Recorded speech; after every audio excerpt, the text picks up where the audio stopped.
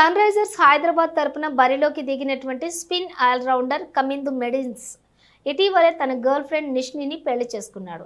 అంతకుముందే honeymoon trip కూడా plan చేసుకున్నాడు. కానీ మ్యాచ్ కోసం దాన్ని క్యాన్సిల్ చేసుకుని కోల్కతా వచ్చేశాడు. ఇక నిన్న మ్యాచ్తో కమింద్ ఒకే ఓవర్ బౌలింగ్ చేశాడు. ఈ సమయంలోనే అతడు తన బౌలింగ్లో అందరినీ ఆశ్చర్యపరిచాడు. ఒకే ఓవర్లో 2 చేతులతో బౌలింగ్ చేసి ఔరా అనిపించాడు.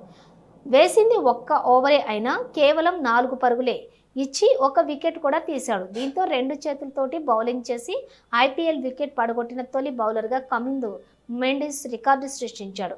ఇంకా గమనించాల్సిన విషయం ఏమిటంటే అతడు ఏ చేతితో బౌలింగ్ వేసినా యాక్షన్ మాత్రం ఒకేలా ఉంటుంది. అటు బ్యాటింగ్లోనూ అద్భుతమైన షాట్లతో ఆట ఆడుకుంటున్నాడు. ఇక 29 పరుగులు చేసి పర్వాలేదనిపించాడు. కాగా గతేడాది నవంబర్లో జరిగినటువంటి మెగా వేలంలోని అతడిని సన్ రైజర్స్ యాజమాన్యం 75 లక్షలకు కొనుగోలు చేసింది.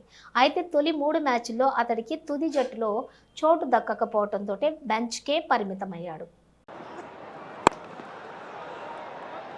Nice shot. It'll just be one. Shots of catch it. Good attacking fielding.